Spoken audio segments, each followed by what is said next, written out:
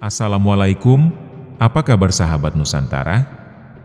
Semoga dalam keadaan sehat selalu, dan keberlimpahan rahmat dari Tuhan Yang Maha Esa. Lupakan jas yang dirancang khusus, ramalan mengatakan penyelamat kita akan datang dengan celana jeans pudar, tidak memamerkan kekuatan, tetapi memiliki pemahaman yang mendalam tentang perjuangan kita. Apakah Indonesia siap untuk Satrio Piningit? Yuk! Mari kita intip bagaimana ciri-ciri sang Satrio Piningit lebih lanjut. Ciri-ciri yang paling mencolok dari Satrio Piningit. Dalam berbagai ramalan dan prediksi, sosok Satrio Piningit seringkali digambarkan sebagai seorang pemimpin yang memiliki ciri unik dan berbeda dari gambaran umum seorang pemimpin ideal. Salah satu ciri yang paling menonjol dari Satrio Piningit adalah penampilan yang dinilai kurang lazim dan cenderung kontras dengan apa yang dibayangkan banyak orang sebagai sosok pemimpin. Namun perlu dipahami bahwa penampilan Satrio Piningit bukanlah tentang menjadi kumal atau tidak terurus, melainkan tentang kelemahannya dan kepribadiannya yang bersahaja. Satrio Piningit lebih menekankan pada fungsi dan kenyamanan dalam berpakaian daripada mengikuti tren mode terkini. Penampilannya adalah cerminan dari jiwa yang bebas dari duniawi, fokus pada esensi daripada kesan. Ia memilih pakaian yang praktis dan fungsional, memungkinkan dirinya untuk bergerak leluasa dan berinteraksi dengan siapa saja tanpa merasa berisiko atau terbebani oleh tuntutan penampilan. Pakaian yang dikenakannya seringkali terlihat sederhana, bahkan terkesan kuno, seperti baju kesayangannya yang warnanya sudah memudar, celana jeans yang sengaja dirobek dan usang, atau sandal jepit yang menemaninya dalam berbagai aktivitas. Kesederhanaan dalam berpakaian Satrio Piningit bukan karena ketidaksengajaan, melainkan sebuah pernyataan sikap terhadap konsumerisme dan budaya instan yang mendominasi masyarakat modern. Ia lebih menghargai nilai guna dan keawetan daripada prestise atau status yang terpancar dari pakaian mewah. Meskipun demikian, kenyamanan dalam berpakaian ini sama sekali tidak mengurangi pancaran harisma Satrio Piningit, terutama bagi orang-orang yang mengenalnya dengan baik. Mereka yang mengenal Satrio Piningit melihat lebih dari sekedar penampilan luar. Keramahan, senyum tulus, dan kehangatan hatinya menjadi daya tarik yang memikat. Ia memperlakukan semua orang dengan hormat dan kesetaraan, tanpa memandang latar belakang atau kedudukan. Kepribadiannya yang konsisten, tidak berubah dari remaja hingga saat ini, adalah bukti integritas dan ketulusan yang terpancar dari dalam dirinya. Satrio Piningit adalah sosok yang autentik, tidak mencoba menjadi orang lain demi menyenangkan orang lain. Integritasnya terpancar dalam setiap tindakan dan perkataannya, menjadikan sosok yang dapat dipercaya dan diandalkan. Meski tidak berusaha menarik perhatian, kehadirannya seringkali menjadi pusat perhatian karena aura positif dan keahlian yang dimilikinya. Kesederhanaan yang ditampilkan Satrio Piningit justru menjadi simbol keteguhan prinsip dan pengabdiannya pada nilai-nilai luhur. Kesederhanaannya adalah simbol kekuatan, sebuah pengingat bahwa esensi sejati seseorang tidak terletak pada apa yang dikenakannya, melainkan pada apa yang ada di dalam hatinya. Ia adalah bukti hidup bahwa ketulusan dan integritas lebih berharga daripada kemewahan dan penampilan semata. Dalam konteks kepemimpinan, sosok Satrio Piningit menawarkan perspektif yang berbeda tentang apa yang menjadikan seorang pemimpin efektif dan disegani. Bukan penampilan luar yang menjadikan seseorang menjadi pemimpin yang baik, melainkan integritas, ketulusan, dan kemampuan untuk memperlakukan orang lain dengan hormat dan kesetaraan. Dalam masyarakat yang seringkali menilai seseorang berdasarkan penampilan luarnya, Satrio Piningit menunjukkan bahwa kelemahan dan kerendahan hati dapat menjadi kekuatan yang luar biasa. Ia membuktikan bahwa dengan menjadi diri sendiri, tanpa perlu mengikuti tren atau mencari popularitas murahan, seseorang dapat memiliki dampak yang signifikan dan dihormati oleh banyak orang. Menurut ramalan tersebut juga menyebutkan, sang Satrio Piningit akan tampil dengan penampilan yang sederhana dan bersahaja, namun memiliki kemampuan luar biasa untuk membantu mengatasi berbagai kesulitan yang dihadapi banyak orang. Dalam video ini, kita akan membahas tentang profil sang Satrio Piningit, kemampuan yang dimilikinya, dan bagaimana ide-idenya dapat membantu mengatasi permasalahan yang dihadapi bangsa Indonesia. Satrio Piningit digambarkan sebagai pemimpin yang rendah hati dan bersahaja. Ia tidak memiliki latar belakang yang mewah atau pendidikan yang tinggi. Sebaliknya, kekuatannya terletak pada kemampuannya yang mendalam untuk memahami isu dan tantangan yang dihadapi oleh masyarakat luas. Pemahaman yang empatik ini memungkinkannya untuk menawarkan solusi yang tidak hanya efektif tetapi juga benar-benar bermanfaat bagi orang-orang yang dilayaninya. Konsep Satrio Piningit sangat erat kaitannya dengan budaya Indonesia, yang mencerminkan kerinduan akan pemimpin yang dekat dengan rakyat dan memahami perjuangan mereka secara langsung.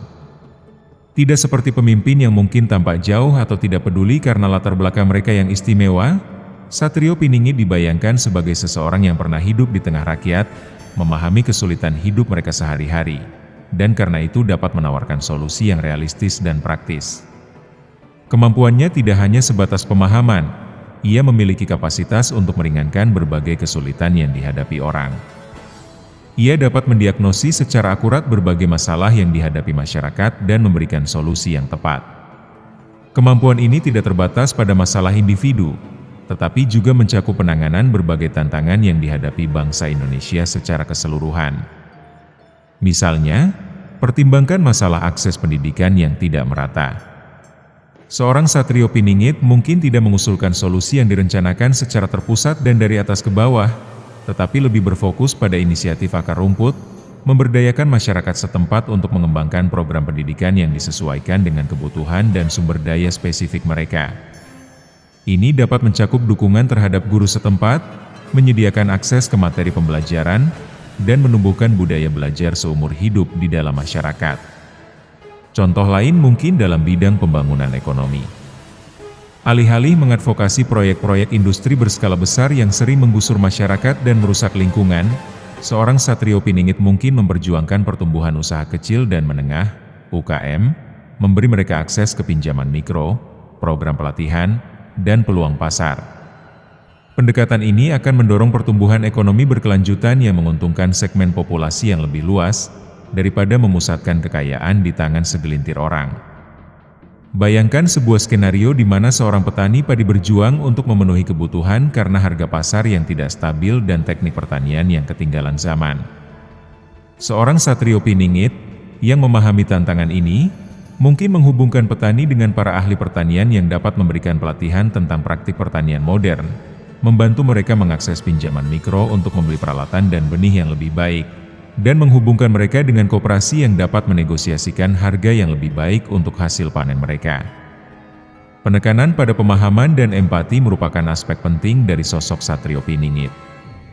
Ia tidak digambarkan sebagai sosok otoriter yang memaksakan solusi dari atas, melainkan sebagai fasilitator, penghubung, dan sumber inspirasi yang memberdayakan orang untuk memecahkan masalah mereka sendiri. Ia memimpin dengan memberi contoh, menunjukkan integritas, kejujuran, dan komitmen yang teguh untuk melayani kepentingan bersama. Hal ini sejalan dengan nilai-nilai tradisional Indonesia yaitu gotong royong dan musyawarah mufakat. Ia adalah pemimpin yang mendengarkan dengan saksama suara rakyat, memahami aspirasi mereka, dan bekerja sama untuk membangun masa depan yang lebih baik bagi semua.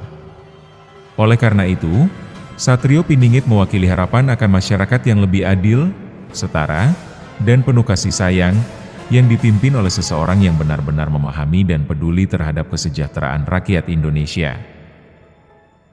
Sosok Satrio Piningit, dalam konteks yang lebih luas, dapat diinterpretasikan sebagai representasi individu-individu visioner yang muncul dari kalangan masyarakat biasa, membawa ide-ide segar dan solutif bagi permasalahan yang ada.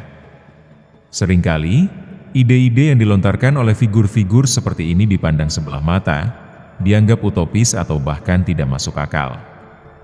Namun, jika kita bersedia meluangkan waktu untuk menelisik lebih dalam, kita akan menemukan bahwa banyak dari gagasan-gagasan tersebut yang memiliki potensi besar untuk memberikan manfaat nyata bagi masyarakat. Salah satu karakteristik yang menonjol dari Sang Satrio Piningit adalah kemampuan untuk memahami secara mendalam akar permasalahan yang dihadapi masyarakat. Pemahaman ini memungkinkan mereka untuk merancang solusi yang tepat sasaran dan efektif. Lebih lanjut, keunikan dari ide-ide mereka terletak pada kesederhanaan dan kepraktisannya. Mereka tidak menawarkan solusi yang rumit, mahal, dan sulit diimplementasikan, melainkan solusi yang sederhana, mudah dipahami, dan dapat diterapkan dalam skala luas. Hal inilah yang menekankan sebuah prinsip penting. solusi yang efektif tidak selalu harus kompleks dan berbiaya tinggi. Ironisnya, seringkali terjadi fenomena di mana ide-ide brilian yang lahir dari anak bangsa justru lebih dihargai dan diimplementasikan di negara lain. Sementara di negeri sendiri, ide-ide tersebut kurang mendapat perhatian yang layak. Hal ini mengindikasikan adanya permasalahan mendasar dalam cara kita memperlakukan dan menghargai potensi yang dimiliki oleh generasi muda Indonesia. Kita cenderung lebih mudah terpesona dengan ide-ide yang datang dari luar, tanpa memberikan kesempatan yang cukup bagi inovasi dan pemikiran orisinal yang muncul dari dalam negeri untuk berkembang. Kenyataan ini sangat memprihatinkan. Betapa banyak anak muda Indonesia yang cerdas dan kreatif, namun bakat dan potensi mereka tidak mendapatkan penghargaan yang seharusnya ada di tanah air sendiri. Mereka justru lebih dihargai dan mendapatkan pengakuan di negara lain, di mana ide-ide mereka disambut dengan tangan terbuka dan diberikan kesempatan untuk diwujudkan. Hal ini menimbulkan pertanyaan mendasar, di mana letak kesalahan kita? Mengapa inovasi dan pemikiran cemerlang yang lahir dari anak bangsa seringkali terabaikan? Dan yang lebih penting, bagaimana kita dapat menciptakan lingkungan yang lebih kondusif untuk mendorong kreativitas, memberikan ruang bagi ide-ide baru untuk berkembang, dan memastikan bahwa ide-ide tersebut dapat diimplementasikan untuk kemajuan bangsa? Untuk menjawab pertanyaan-pertanyaan ini, kita perlu melakukan evaluasi menyeluruh terhadap sistem dan budaya yang berlaku di masyarakat kita. Beberapa faktor yang mungkin berkontribusi terhadap kurangnya apresiasi terhadap inovasi anak bangsa antara lain: kurangnya kepercayaan diri. Kita seringkali merasa rendah diri dan menganggap bahwa ide-ide dari luar selalu lebih baik daripada ide-ide yang kita hasilkan sendiri. Hal ini menyebabkan kita kurang percaya diri untuk mengembangkan dan mempromosikan inovasi yang berasal dari dalam negeri.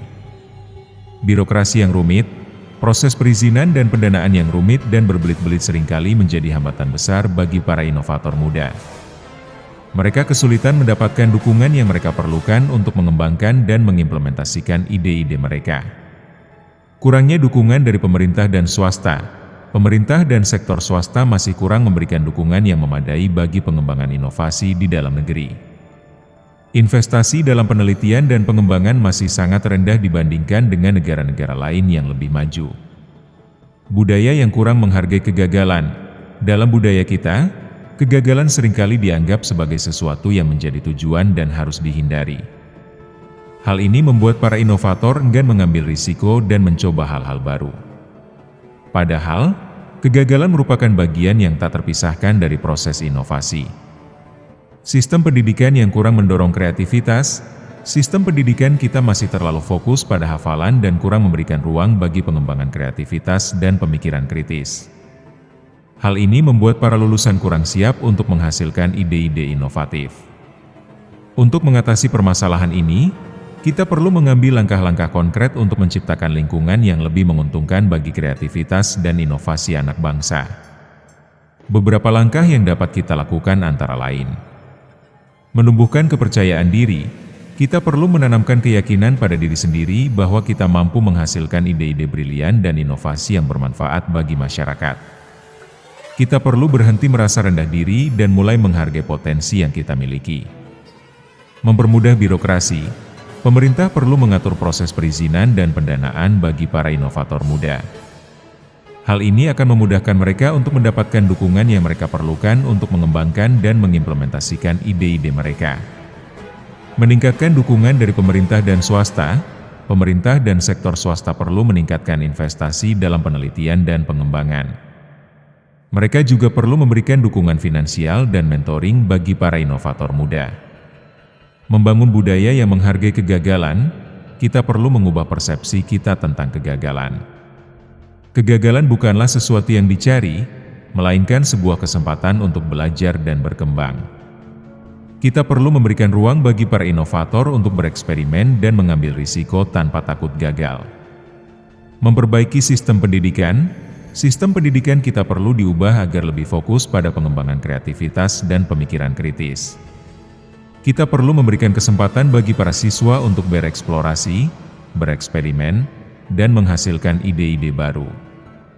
Selain langkah-langkah di atas, kita juga perlu memberikan apresiasi yang lebih besar kepada para inovator muda yang telah berhasil menciptakan ide-ide brilian dan inovasi yang bermanfaat bagi masyarakat. Kita perlu memberikan pengakuan dan penghargaan atas kontribusi mereka dalam memajukan bangsa.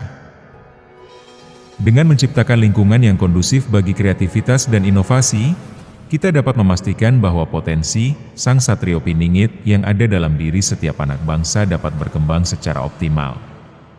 Kita dapat mengubah paradigma di mana ide-ide brilian anak bangsa lebih dihargai di negara lain daripada di negeri sendiri. Kita dapat membangun Indonesia yang lebih maju dan sejahtera berdasarkan inovasi dan kreativitas anak bangsa sendiri. Sebagai penutup, mari kita renungkan kembali pesan penting yang terkandung dalam ide-ide Sang Satrio Piningit. Solusi yang efektif tidak selalu harus rumit dan mahal. Seringkali, solusi yang paling sederhana dan praktis adalah solusi yang paling tepat untuk mengatasi permasalahan yang kita hadapi. Mari kita buka mata dan telinga kita terhadap ide-ide brilian yang muncul dari anak bangsa, dan mari kita memberikan dukungan penuh agar ide-ide tersebut dapat diwujudkan untuk kemajuan Indonesia. Kesimpulannya, kesederhanaan dan integritas Satrio Piningit mencerminkan esensi kepemimpinan yang sejati, di mana kekuatan terletak pada pemahaman mendalam terhadap masyarakat dan kemampuan untuk memberikan solusi yang praktis. Dalam dunia yang sering terjebak pada penampilan, sosok ini mengingatkan kita bahwa ketulusan dan kerendahan hati adalah kunci untuk menciptakan dampak yang berarti. Sampai di sini dulu sahabat, untuk pertemuan kali ini. Mohon maaf jika ada yang kurang berkenan, segala kesalahan, kekurangan, atau bahkan berlebihan dalam penyampaian saya. Akhir kata, wassalamualaikum warahmatullahi wabarakatuh. Salam sejahtera penuh cinta dari kami semua.